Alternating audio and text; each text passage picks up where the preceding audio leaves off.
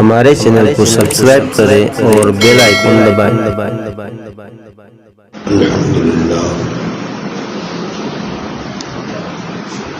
الحمد لله الذي أرضع الأفلاك والأرضين من كان نبيا وآدم بين الماء والطين والصلاة والسلام على سيد المرسلين وعلى آله وأصحابه أجمعين أما بعد فأعوذ بالله من الشيطان الرجيم بسم الله الرحمن الرحيم وإذ نجيناكم من آل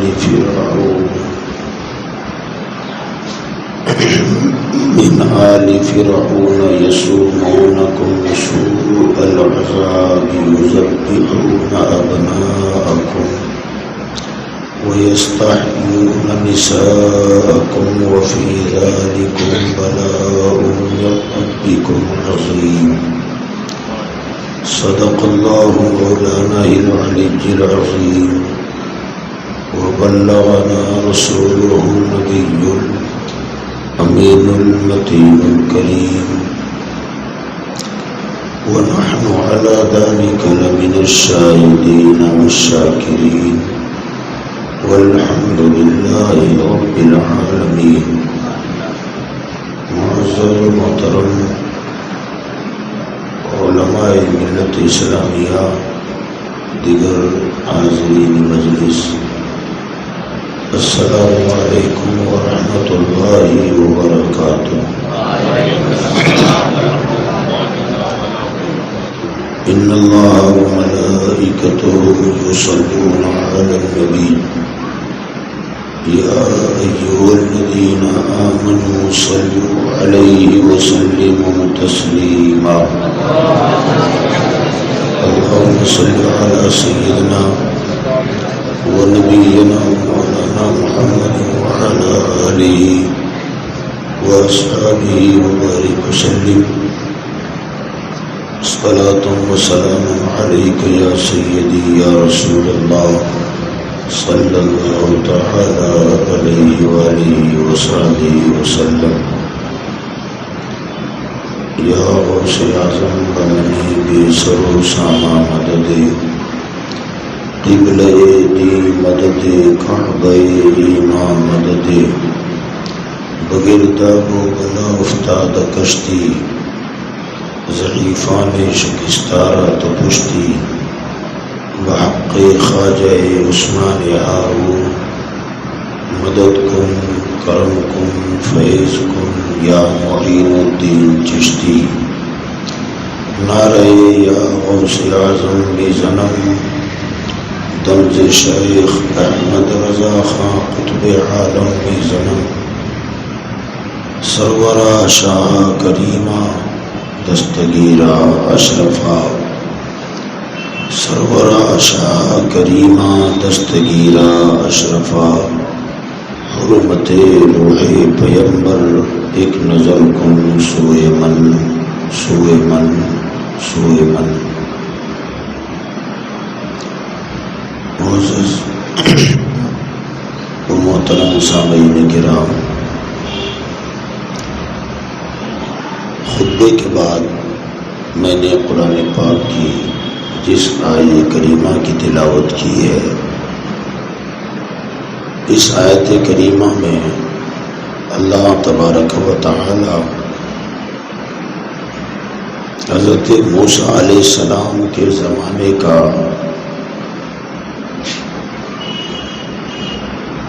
ذکر فرما رہا ہے. حضرت سیدنا موسیٰ علیہ السلام کی جو پیدائش ہے یہ مصر میں ہوئی ہے، ایجپٹ حضرت موسیٰ علیہ السلام مصر میں پیدا ہوئے، چونکہ حضرت سیدنا یعقوب علیہ السلام اپنی اولاد اور خاندان کے ساتھ حضرت یوسف علیہ السلام کے دور حکومت میں کنعان سے مصر تشریف لائے تھے، وہیں آباد ہوئے۔ حضرت یوسف کا زمانہ بیتا، کہ صدیاں گزر گئیں،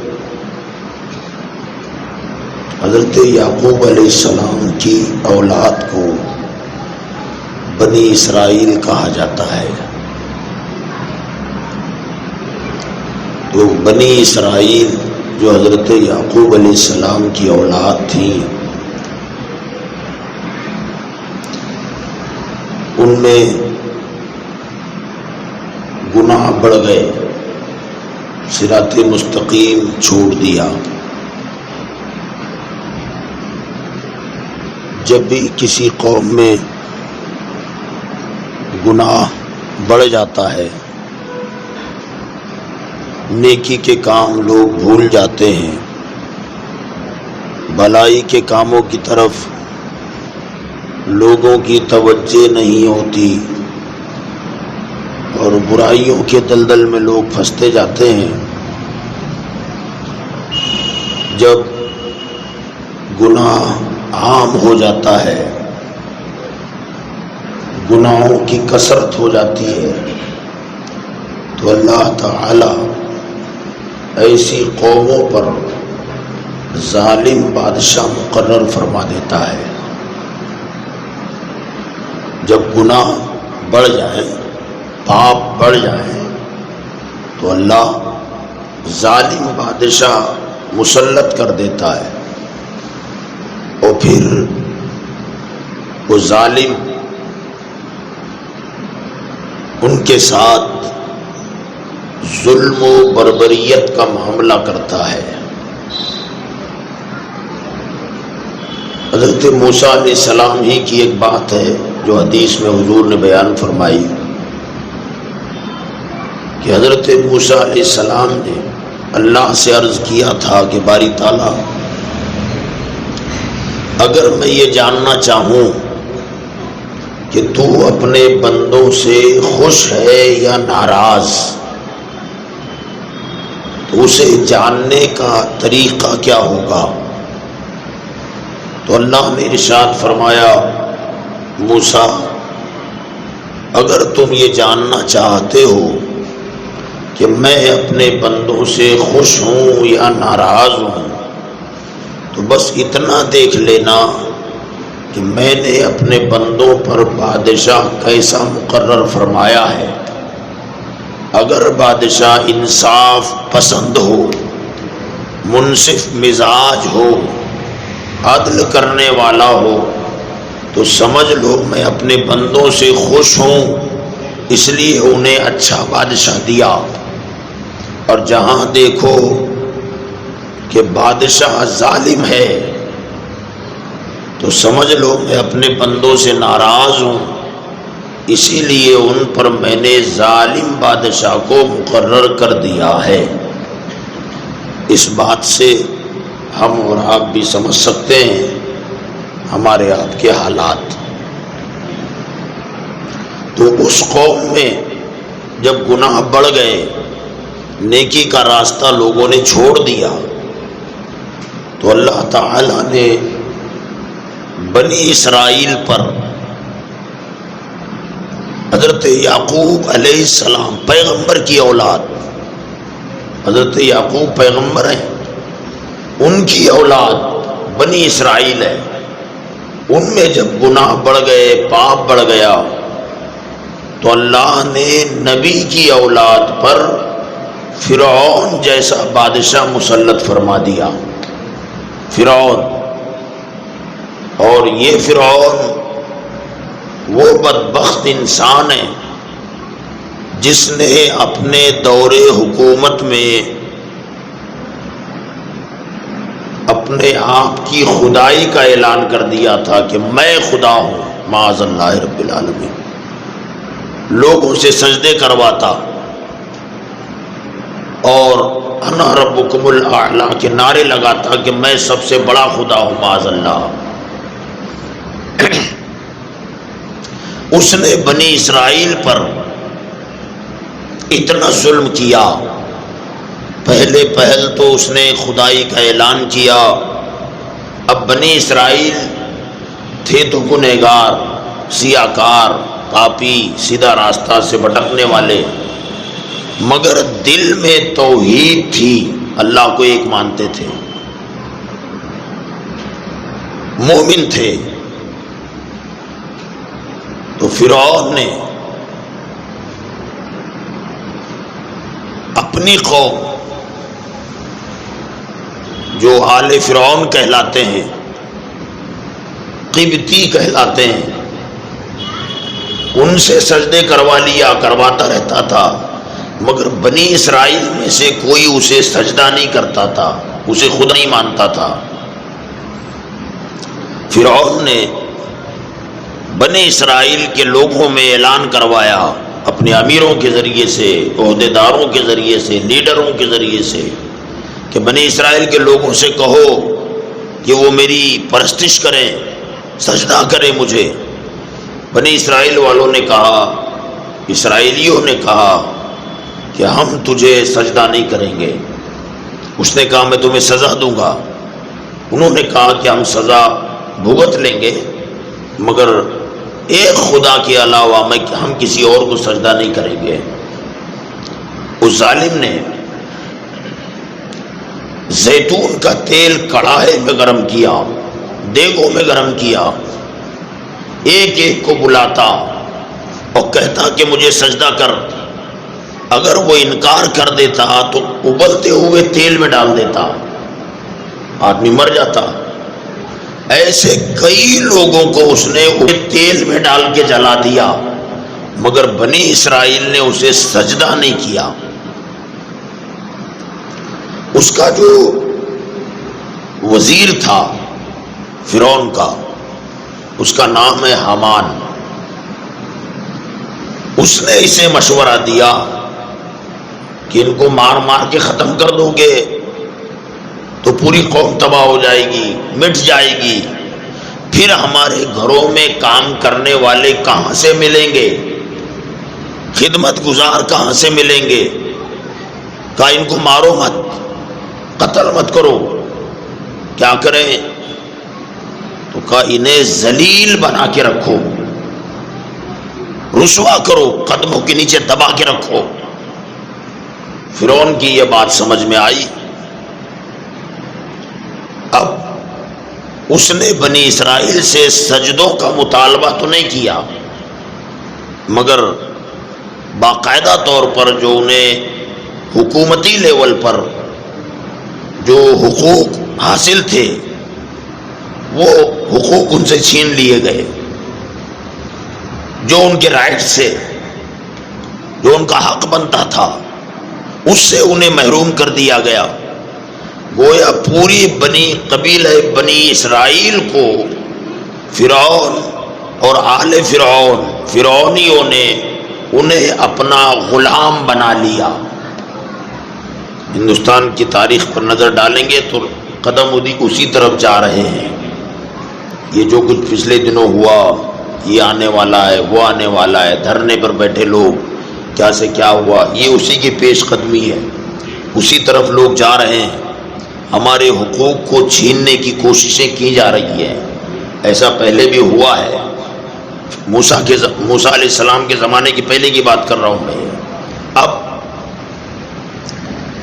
سارے قبطیوں کے یہاں اور فرعونیوں کے گھروں میں کام کرنے والے، پانی بھرنے والے، گھر کا سودا سلف لانے والے، سارے کے سارے یہ بنی اسرائیل تھے. بڑی ذلت کی زندگی. پتھر توڑنے کا کام ان کا تھا. پتھر اٹھا اٹھا کے یہاں سے وہاں لے جاؤ، وہاں سے وہاں لے جاؤ، ان کے مکانات بناؤ. پیسہ کچھ نہیں ملے گا، خالی 2 وقت کا کھانا دیا جائے گا، اس کے سوا کچھ نہیں. ایسی ذلت بھری زندگی. اب یہ دن گزار رہے ہیں. ایک دن بادشاہ نے خواب دیکھا. خواب یہ دیکھا کہ بیت المقدس جو ملک شام میں مسجد اقصی ہے، وہاں سے آتش سیال یعنی بہتی ہوئی آگ، جیسے ندی بہتی ہے ایسے آگ بہتی ہوئی آ رہی ہے، اور وہ مصر میں آئی، اور مصر میں آ کر جتنے فرعون کے ماننے والے تھے ان کو جلا کے راکھ کر دیا، اور جتنے بنی اسرائیل تھے جو ان کا محلہ تھا، علاقہ تھا، اس طرف وہ آگ نہ گئی. یہ نیند سے بیدار ہوا، گھبرا گیا کہ آخر اس آگ کا کیا مطلب ہے، ایسا خواب میں نے کیسے دیکھا. تو خواب کی تعبیر بتانے والوں کو اس نے بلایا، اور بلا کر کے کہا کہ میں نے ایسا ایسا خواب دیکھا ہے، بیت المقدس کی طرف سے آگ آئی اور میرے ماننے والوں کو جلا دیا، بنی اسرائیل کو کچھ نہیں ہوا. اس کی کیا تعبیر ہو سکتی ہے؟ تو خواب کی تعبیر بتانے والوں نے بتایا کہ بادشاہ ایسا لگتا ہے کہ اب تمہاری حکومت تباہ ہو جائے گی، سلطنت برباد ہو جائے گی. بنی اسرائیل میں کوئی بچہ ایسا پیدا ہوگا جو تمہارے تخت و تاج کو ہلا کے رکھ دے گا، تختہ پلٹ دے گا. جب یہ بات فرعون نے سنی تو اس نے فوری طور پر اپنی حکومت کو بچانے کے لیے جو راستہ تلاش کیا، کیونکہ تعبیر بتانے والوں نے یہ بتائی کہ ان کے یہاں کوئی بچہ پیدا ہوگا اور وہ تیری حکومت کو برباد کر دے گا. تو اس نے اپنی فوج کے سپاہیوں کو منتخب کیا، اور بنی اسرائیل کا جو محلہ تھا ان کی آبادی میں جہاں جہاں عورتیں حاملہ ہیں، بچوں کی ولادت ہونے والی ہے، ان کے گھروں پر 2 فوجی مقرر کر دیے، اور ہر گھر میں ایک دائی اپنی طرف سے کہ جب بچہ پیدا ہو اگر لڑکا ہو تو اسے وہیں ذبح کر دینا، قتل کر دینا، لڑکی پیدا ہو تو اسے زندہ چھوڑ دینا. قرآن میں جس آیت کی تلاوت میں نے کی ہے، وَإِذْ نَجَّيْنَاكُمْ مِنْ آلِ فِرْعَوْنَ يَسُومُونَكُمْ سُوءَ الْعَذَابِ يُذَبِّحُونَ أَبْنَاءَكُمْ وَيَسْتَحْيُونَ نِسَاءَكُمْ وَفِي ذَلِكُمْ بَلَاءٌ مِّن رَبِّكُمْ عَظِيمٌ.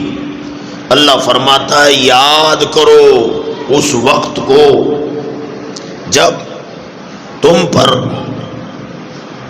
فرعون نے عذاب مسلط کر دیا، ایک طرح سے تم فرعون کی عذاب میں گرفتار ہو گئے. یسومونکم سوء العذاب، بدتر عذاب، بھیانک عذاب فرعون تم کو دیتا تھا. وہ کیا تھا؟ یذبحون ابناءکم، وہ تمہارے بیٹوں کو ذبح کرتا.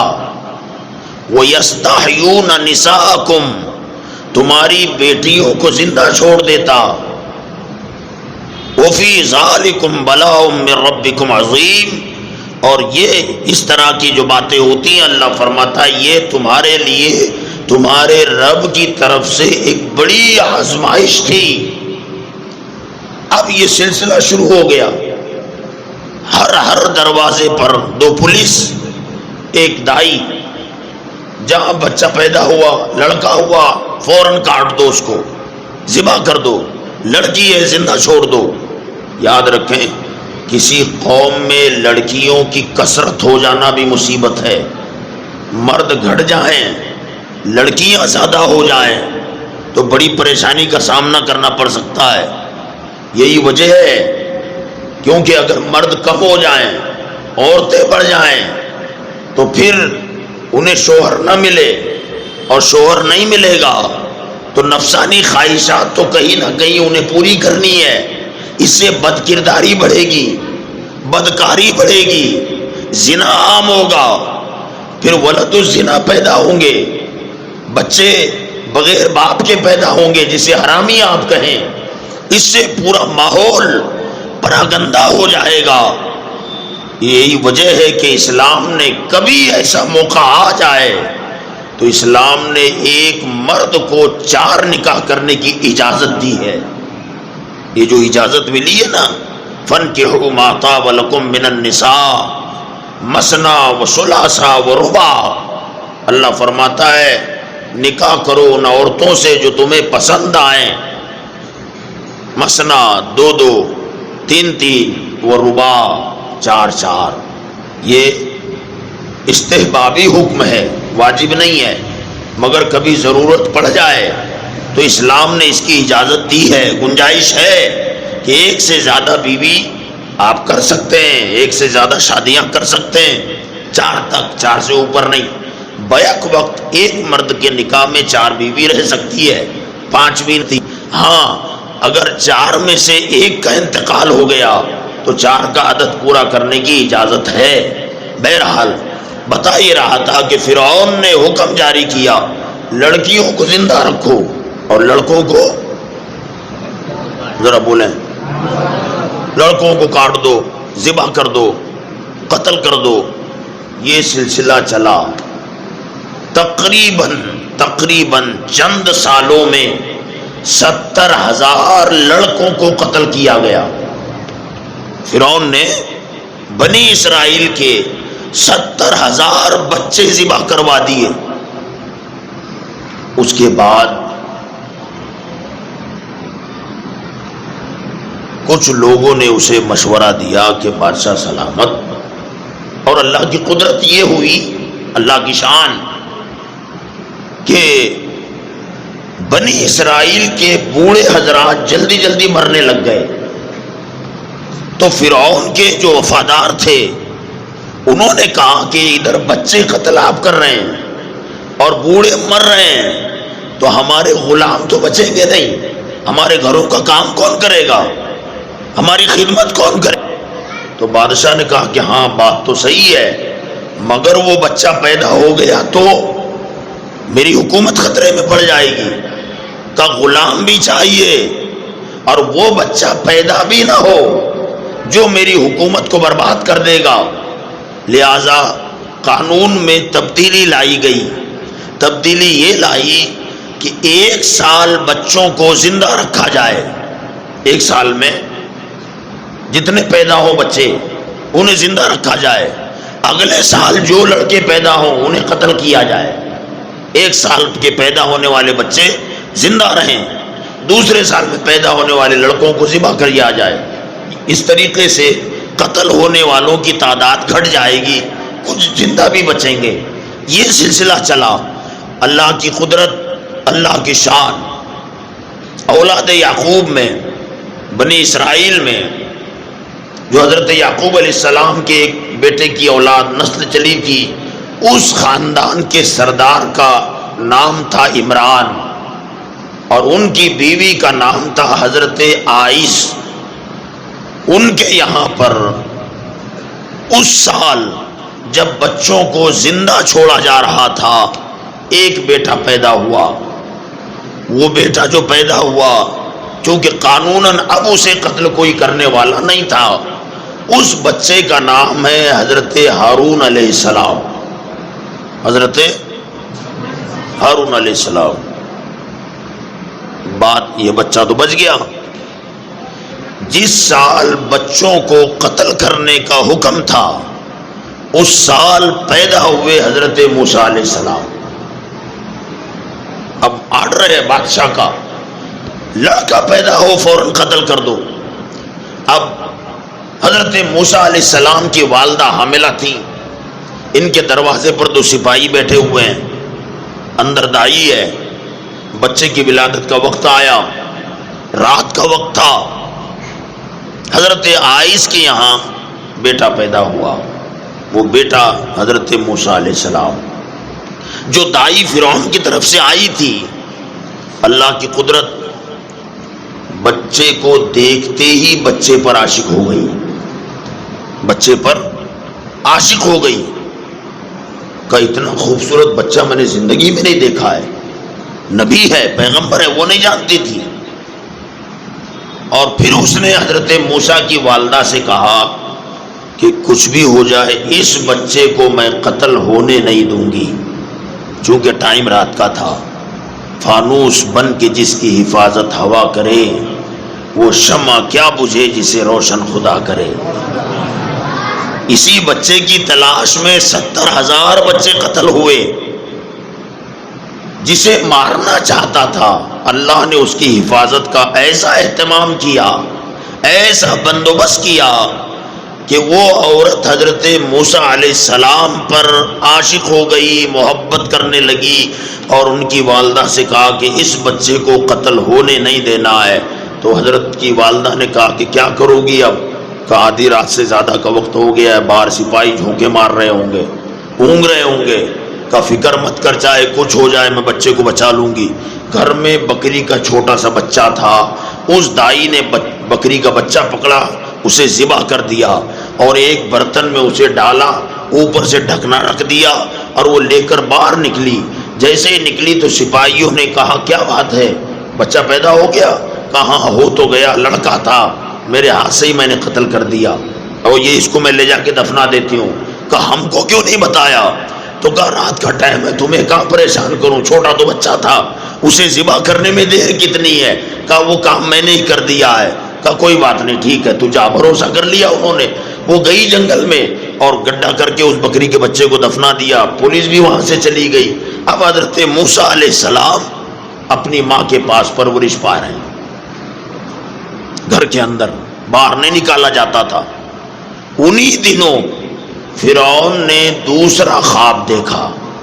وہ خواب یہ دیکھا کہ ملک شام بیت المقدس سے ایک بڑا اژدہا آ رہا ہے، اژدہا، سانپ، وہ آ کر کے سیدھے فرعون کے محل میں داخل ہوا، اور محل میں داخل ہو کر جس تخت پر فرعون بیٹھا ہوا تھا، اژدہے نے اسے دھکا مار کے تخت سے نیچے گرا دیا۔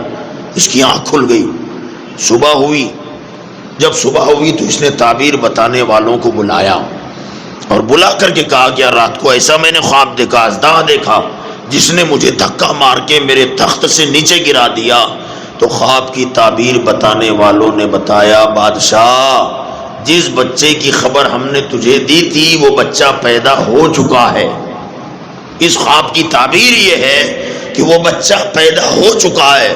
اب یہ گھبرا گیا اور فوراً اپنے کوتوالوں کو بلایا، کوتوال کو بلایا، تنبیہ کی کہ بچے برابر ذبح نہیں ہو رہے ہیں۔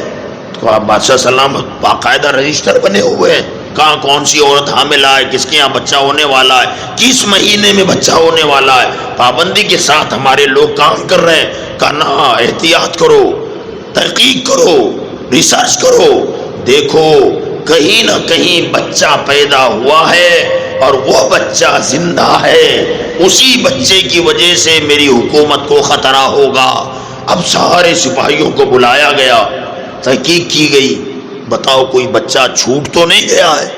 سارے سپاہی کہنے لگے نہ، ہم نے تو چن چن کے قتل کیا ہے۔ دو سپاہی جو حضرت موسیٰ کے گھر پہ تھے، انہوں نے کہا ایک بچہ ہم نے اپنے ہاتھ سے ذبح نہیں کیا ہے، دائی پر ہم نے بھروسہ کیا، ڈلیوری کے لیے جو عورت بٹھائی گئی تھی اس پر بھروسہ کیا، ہو سکتا ہے کہ وہ بچہ اسی گھر میں ہو۔ اب حضرت موسیٰ اپنے گھر میں جب شک ہو گیا، ڈاؤٹ فل آ گیا، تو فوج دوڑتی ہوئی حضرت موسیٰ جہاں پیدا ہوئے تھے حضرت عمران کے گھر پر آنے لگی۔ اس وقت حضرت موسیٰ کی والدہ گھر میں کچھ کام کر رہی تھی، اور حضرت موسیٰ علیہ السلام کی بہن کا نام ہے مریم۔ حضرت موسیٰ علیہ السلام، یہ حضرت عیسیٰ کی امی الگ، حضرت عیسیٰ علیہ السلام کی جو امی ہیں حضرت مریم یہ الگ ہیں. حضرت موسیٰ علیہ السلام کی سگی بہن کا نام مریم ہے. وہ اپنے بھائی کو کھیل لگا رہی ہے, گود میں بچہ تھا. اس نے دروازے میں سے دیکھا کہ پولیس آ رہی ہے. وہ گھبرا گئی کہ ہم نے اپنے بھائی کو بچایا ہے, اب ان کو شاید پتا چل گیا ہے کہ میرا بھائی زندہ ہے. اگر یہ بچہ انہیں ہمارے پاس مل گیا تو میرے گھر کے سارے لوگ قتل کر دیے جائیں گے اور میرا بھائی بھی زندہ نہیں بچے گا. یہ گھبرا کر سیدھے تندور کے پاس گئی اور تنور پر ڈھکنا ڈھکا ہوا تھا, وہ ڈھکنا ہٹایا اور اس میں آگ بھڑک رہی تھی. حضرت موسیٰ کو جلتے ہوئے تندور میں ڈال دیا اور اوپر سے ڈھکنا لگا دیا. بات سمجھ آئی؟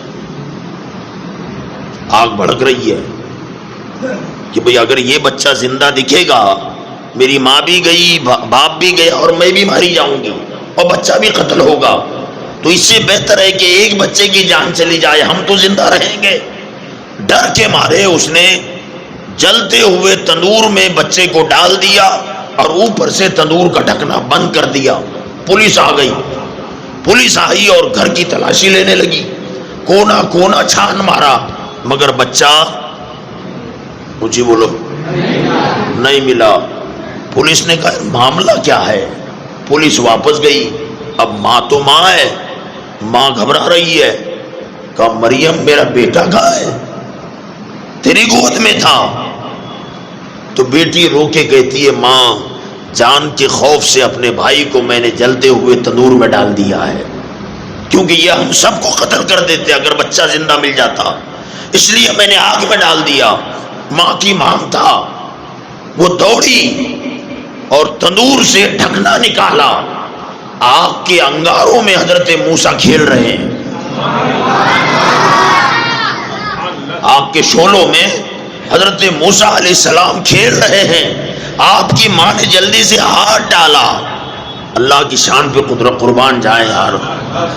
بچہ آگ کے انگاروں میں سلامت.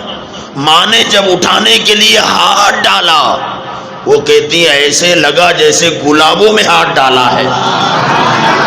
انگارے نہیں گلاب نظر آ رہے ہیں. فرماتی ہے اٹھا لیا میں نے, پیار کیا. اللہ جس کو بچانا چاہے کوئی اسے مار نہیں سکتا.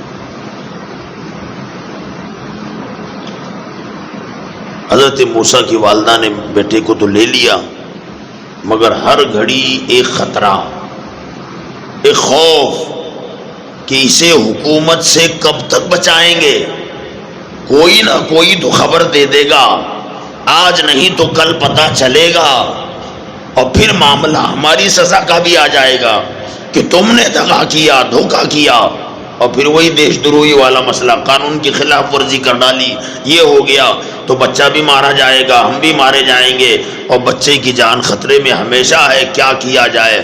تو حضرت موسیٰ علیہ السلام کی والدہ نے یہ سوچا کہ اس بچے کو لکڑی کے صندوق میں بند کر کے دریا میں ڈال دیتی ہوں, اللہ کے بھروسے میری نگاہ سے دور جو ہوگا پھر اللہ کی مرضی ہے. ماں کے سامنے اگر بیٹے کو ذبح کیا جائے تو کیا گزرے گی ماں کے دل پر, اور وہ بھی بچہ عام بچہ نہیں, اللہ کا پیغمبر ہو, اتنا حسین اور اتنا جمیل ہو. بہرحال انہوں نے لکڑی کے ایک صندوق کا انتظام کیا, اس میں کچھ بستر استر بچھا دیا, بچے کو نہلایا دھلایا, کپڑے پہنائے, اس صندوق میں لکڑی کے صندوق میں بند کر دیا, جس میں آکسیجن وغیرہ بھی آتی جاتی رہتی ہے. اور رات کے وقت بچے کو لے کر, صندوق لے کر دریائے نیل کے کنارے پہنچی اور وہاں بیٹھ کر دھیرے سے بچے کو, صندوق کو پانی میں رکھا اور دعا کی, مولا تیرے بھروسے اپنے بیٹے کو چھوڑ رہی ہوں, جو تیری مرضی ہو میرے بیٹے کے حق میں بہتر فرما. وہ دریا میں بہنے لگا, صندوق لکڑی کا تھا, وہ بہنے لگ گیا. اب ماں ایک طرف پریشان بھی ہے, اللہ کی ذات پر بھروسہ بھی ہے, بالکل درمیانی کیفیت, خوف اور رجا, امید اور ڈر. اللہ کی ذات سے امید بھی ہے, بیٹے کی جان کا ڈر بھی ہے, دونوں کے بیچ میں کشمکش میں ہے. بہرحال فرعون نے اسی دریا سے ایک نہر کٹوا کر، نہر نکال کر اپنے باغیچے سے گزاری تھی تاکہ میرا گارڈن اچھا لگے، میرا محل اچھا لگے، وہاں سے گزرتی اور پھر واپس وہ دریائے نیل میں جاتی۔ اللہ کی قدرت دیکھو کہ ماں نے تو دریائے نیل میں ڈالا، مگر جہاں سے نہر کاٹی گئی تھی وہ صندوق اس نہر میں چلا گیا اور گزر کر کے سیدھا فرعون کا جو باغیچہ تھا وہاں جا کر کسی درخت کی ٹہنی سے اٹک گیا۔ صبح صبح فرعون اور فرعون کی بیوی اس گارڈن میں تفریح کے لیے آئے تو نہر کے کنارے پہنچے تو انہوں نے دیکھا ایک صندوق وہاں نظر آ رہا ہے۔ فرعون نے اپنے نوکر کو بلایا اور بلا کر کہا نکالو تو صندوق کہاں سے آیا؟ جب وہ صندوق نکالا گیا، جب اس کا دروازہ کھولا گیا تو اس میں اتنا حسین جمیل حضرت موسیٰ علیہ السلام تشریف فرما ہے۔ فرعون نے جب دیکھا پہلے تو اپنے آپ پر ہی خوش ہونے لگا، ہو نہ ہو یہ وہی بچہ ہے جسے میں ڈھونڈ رہا ہوں، اب اسے میں قتل کر دوں گا۔ دیکھو میری قدرت، معاذ اللہ، میری شان، جسے ادھر ادھر ڈھونڈ رہے تھے، میری شان، میری قوت، طاقت یہ ہے کہ یہ بچہ خود چل کے میرے پاس آیا، اب اسے میں قتل کر دوں گا۔ پھر اللہ کی قدرت کا نظارہ سامنے آیا، اس کی بیوی جناب آسیہ، ان کو دیکھتے ہی یہ پھر فریفتہ ہو گئی، کہنے لگی اپنے شوہر سے ذرا عقل کر، ایک بچے کے چکر میں کتنے بچوں کو مار ڈالا، اور کیا یہ یقین کے ساتھ کہا جا سکتا ہے کہ یہ بچہ بنی اسرائیل کا ہوگا؟ دریائے نیل ان کے محلے سے آتا ہے، وہ تو کہاں سے بہہ کے آ رہا ہے؟ ہو سکتا ہے کسی اور علاقے سے بچہ آیا ہو، اور اللہ نے مجھے بیٹا بھی نہیں دیا ہے، اسے میں قتل تو نہیں ہونے دوں گی، اسے میں اپنا بیٹا بناتی ہوں۔ بادشاہ کی بیوی نے بچے کو اپنا بیٹا بنا لیا۔ اب اللہ کی شان دیکھو، جسے قتل کرنے ڈھونڈ رہا تھا وہی جناب موسیٰ فرعون کے گھر میں پرورش پا رہے ہیں، فرعون خود پرورش کر رہا ہے۔ اب بچے کے دودھ پلانے کا مسئلہ کھڑا ہوا، فرعون کے دربار میں حضرت موسیٰ علیہ السلام کی بہن حضرت مریم کام کرتی تھی۔ دودھ پلانے والیوں کو بلایا گیا، جو بھی دودھ پلانے والی عورت آتی حضرت موسیٰ علیہ السلام کسی عورت کا دودھ نہیں پیتے۔ کئی آئی گئی کسی کا دودھ پیا ہی نہیں۔ حضرت مریم جو وہاں تھی نا، انہوں نے پہلے میری ماں نے صندوق میں ڈالا تھا اور بچہ یہاں آ گیا ہے، تو حضرت مریم نے کہا حضرت آسیہ سے اگر آپ اجازت دو تو ایک عورت میری نظر میں ہے، بڑی پاکیزہ صاف ستھری ہے، مجھے امید ہے یہ بچہ اس عورت کا دودھ پی لے گا۔ حضرت آسیہ نے فرمایا جلدی کر، میرا بچہ بھوکا ہے۔ حضرت مریم دوڑتی ہوئی اپنی ماں کے پاس گئی اور کہا ماں، وہ بچہ فرعون کے دربار میں ہمارا بھائی پہنچ گیا ہے اور کسی کا دودھ نہیں پیتا، اب میں تمہیں لینے آئی ہوں، میرے ساتھ چلو۔ حضرت مریم کے ساتھ ان کی والدہ آئیں اور جیسے ہی انہوں نے حضرت موسیٰ کو لیا اور دودھ پلانا شروع کیا، آپ نے دودھ پینا شروع کر دیا۔ اب دیکھیے اللہ کی قدرت، روزانہ فرعون نے ان کی اجرت مقرر کی، اس بچے کو دودھ پلانا روزانہ 1 اشرفی تمہیں دی جائے گی۔ خود کا بچہ خود کی گود میں بھی آیا اور دودھ پلانے کے بدلے میں سونے کی اشرفی بھی مل رہی ہے، اشرفی بھی۔ اب روزانہ صبح آتی، شام تک رکتی، رات کا دودھ پلاتی، سلا دیتی، پھر چلی جاتی۔ یہ سلسلہ چلتا رہا 2 سال۔ 2 سال تک روزانہ بچہ خود کی گود میں رہتا دن بھر۔ اللہ نے جو اللہ کی ذات پر امید اور بھروسہ کیا، اللہ نے ماں کی گود بھی نہیں چھڑائی اور قتل ہونے سے کس شان سے بچا دیا۔ بہرحال دھیرے دھیرے فرعون کو بھی حضرت سے محبت ہونے لگی، بچے تو بچے ہیں، عام بچے، اور بچہ جب نبی ہو تو پیغمبر ہو تو اس کا کہنا ہی کیا ہے. حضرت آسیہ تو بہت محبت کرتی. فرعون کے دل میں بھی محبت جاگی, پیار کرتا, باپ کی طرح گود میں لیتا, ادھر ادھر ٹہلتا, گارڈن میں گھومتا. یہ سارا معاملہ ہوتا جب حضرت موسیٰ علیہ السلام کی عمر 3 سال تھی. وہ گود میں لیے ہوئے ٹہل رہا تھا. حضرت موسیٰ علیہ السلام ایسے پلٹے اور داڑھی پکڑ کے سٹ سے تماچا مار دیا فرعون کو. 3 سال کے بچے نے تماچا ٹھوک دیا. جیسی تماچا مارا تو اس نے اٹھا کے زمین پہ چھوڑ دیا. کہا آسیہ میں کہتا تھا نا یہی ہے بچہ ہو, یہی بچہ ہے, تو نے مجھے مارنے سے روکا. کہا ہوا کیا؟ کہا اس نے اتنے زور سے تماچا مجھے مار دیا. حضرت آسیہ بولی کہ بچہ ہے, اسے کیا سمجھ ہے ابھی, چھوٹے سے بچے کی بات پر بچے تو مار دیتے ہیں, کچھ کر دیتے ہیں, اس میں اتنا پریشان ہونے کی ضرورت کیا ہے؟ فرعون بولا نا بچے کی مار الگ ہوتی ہے, یہ تماچا چھوٹا نہیں تھا, ہلکا پھلکا نہیں تھا. بچے کی مار ہوتی ہے, بچہ معمولی تماچا لگا بھی دے تو کوئی فرق پڑتا نہیں ہے. ظاہر بات ہے پیغمبر کا تماچا کوئی چھوٹا ہوگا, ہاں کوئی ہلکا پھلکا تماچا ہوگا. وہ کہنے لگا نا یہی بچہ ہے جس کی وجہ سے میری حکومت برباد ہو جائے گی, اسے اب تو مار کر ہی رہوں گا. حضرت آسیہ نے فرمایا بچے کو کیا خبر کہ پھول کیا ہے اور آگ کیا ہے. اتنا جملہ انہوں نے کہا تو پھر انہوں نے پکڑ لیا. کہاں اگر یہ عام بچوں کی طرح ہے تو اسے آگ میں اور پھول میں کوئی تمیز نہیں ہوگی.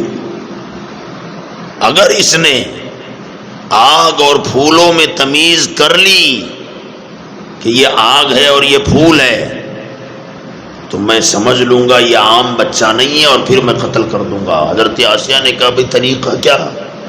تو بولا ایک تشت میں انگارے رکھو, دوسرے تشت میں پھول رکھو اور بچے کو دور چھوڑ دو. 3 سال کے تھے, رینگتے تھے, اچھا چلتے بھی تھے دھیرے دھیرے. اب ایک طرف پھولوں کا خنچا رکھا ہوا ہے, ایک طرف انگاروں کا ہے, اور ادھر چھوڑ دیا گیا. حضرت موسیٰ علیہ السلام رینگتے ہوئے آئے اور پھولوں کی طرف دیکھا مگر گئے نہیں, آگ کی طرف گئے اور جا کر آگ کا انگارہ اٹھا لیا اور اٹھا کے منہ میں ڈال دیا, جس کی وجہ سے آپ کی ہتھیلی بھی جلی, زبان بھی جلی. دیکھیے یہ اللہ کی قدرت بتا رہا ہوں میں آپ کو. کہاں آگ کے تندور میں کھیلے, آگ نے کوئی اثر نہیں کیا, اور یہاں ہتھیلی جل گئی ایک انگارے سے, وہاں آگ سے نہ جلوا کر موسیٰ کو بچایا اور یہاں آگ سے جلوا کر موسیٰ کو بچا لیا. اگر یہاں آگ نہ جلاتی, اگر آگ یہاں نہ جلاتی تو موسیٰ کی جان کو خطرہ تھا, اور وہاں جلا دیتی تو موسیٰ کی جان کو خطرہ تھا. پتہ یہ چلا کہ آگ کا اپنا کوئی کام نہیں ہے, اللہ کی مرضی ہے. آگ جسے چاہے نہیں جلا سکتی, اللہ جسے چاہتا ہے آگ اسے جلاتی ہے, اور اللہ جسے نہ جلانا چاہے تو 1000 آگ کے انبار لگا دو, آگ بال بھی بیکار نہیں کر سکتی ہے. حضرت موسیٰ علیہ السلام نے اس آگ کے انگارے کو ہاتھ میں لیا تو ہتھیلی جلی. وہ ہتھیلی پر جلے ہوئے کا جو نشان تھا وہ مرغی کے انڈے کی برابر تھا. کتنا تھا؟ مرغی کے انڈے کے برابر, اور اس کی سائز بھی اتنی تھی, اور جلنے کا جو نشان تھا یہ انڈے کی طرح تھا, لمبوترا, بالکل گول نہیں تھا, انڈا جیسے لمبا ہوتا ہے اس طرح کا تھا. اسی کو کہتے ہیں ید بیضا. آپ نے وہ شعر سنا ہوگا, حسن یوسف دم عیسیٰ ید بیضا داری. بیضا کہتے ہیں انڈے کو, ہے نا, بیدا بولتے ہیں, بیدا یعنی انڈا. حسن یوسف دم عیسیٰ ید بیضا داری, آنچ خوبا ہما دارند تو تنہا داری. یا رسول اللہ, جناب یوسف کا حسن ہو یا حضرت عیسیٰ کا پھونک مار کے مردوں کو زندہ کرنا ہو, یا حضرت موسیٰ کا ید بیضا ہو, جو کمالات اور نبی رکھتے تھے سب کے ملا کر اللہ نے تنہا آپ کی ذات کو عطا فرما دیا ہے۔ تو وہ جو ید بیضا تھا، جو آگ سے جلا تھا، اس سے پھر معجزے ظاہر ہوئے۔ معجزے کیسے؟ ایسے بغل میں ہاتھ ڈالتے تھے اور جب نکالتے تھے تو سورج کی طرح چمکتا تھا، وہ جلا ہوا نشان سورج کی طرح روشنی دیتا تھا، اسے کہتے ہیں ید بیضا۔ بہرحال حضرت سیدنا موسیٰ علیہ السلام وہاں پرورش پاتے رہے، تقریباً 30 سال کی عمر تک آپ وہیں رہے۔ اس سارے واقعے میں اگلی بات تو انشاءاللہ کل کریں گے، ہم اس سے آگے اور چلتے ہیں۔ عرض یہ کرنا چاہتا ہوں کہ بنی اسرائیل پر فرعون نے ایسا ظلم کیا کہ ان کے بیٹوں کو ذبح کیا، ان کی بیٹیوں کو زندہ رکھا، اور اللہ تبارک و تعالی نے حضرت موسیٰ علیہ السلام کے ذریعے دھیرے دھیرے ان کے ظلم سے اب کیسے بچائے گا وہ کل ہم عرض کریں گے۔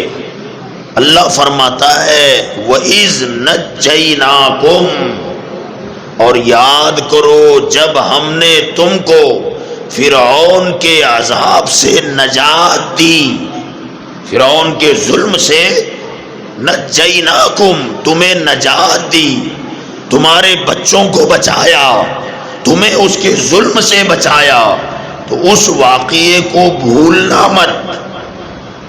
وَإِذْ، یاد کرتے رہنا، یاد رکھنا، یاد اپنے ذہنوں میں محفوظ رکھنا، اور جب جب وہ وقت آئے اس وقت میں اس ٹائم کو یاد کرنا کہ اللہ نے تمہیں اس کے ظلم سے کیسے بچایا، تمہیں اس کے خدا ماننے سے کیسے بچایا۔ تو جب بچے مرنے لگے، قتل ہونے لگے اور اللہ اس سے بچا لے، اللہ فرماتا ہے اس واقعے کو کبھی بھولنا مت۔ تو جب ہمارے بچے قتل ہونے لگے، اللہ فرماتا ہے کہ میں نے تمہیں فرعون کے ظلم سے بچایا، اس بچانے کو یاد رکھنا۔ تو یہ دنیا میں غلامی کی زندگی دنیا گزار رہی تھی، نفس پرستی کی زندگی گزار رہی تھی، شیطان کے غلام بنے ہوئے تھے۔ اللہ نے ہم پر، آپ پر مصطفیٰ کو بھیج کر کرم کیا اور شیطان کی غلامی سے ہمیں بچا لیا، وہاں فرعون کی غلامی سے بچایا، تو ان سے فرمایا بھولنا مت، یاد رکھنا۔ تو ہم کو تو آمنہ کا لال دیا ہے، ہم ربیع الاول میں وہی یاد کو دہراتے ہیں۔ ہم نے آج تک اپنے آقا کی ولادت کے دن کو بھولا نہیں ہے، اور انشاءاللہ صبح قیامت تک اس کو بھولیں گے نہیں۔ اگلی بات انشاءاللہ کل ہوگی۔ وما علینا الا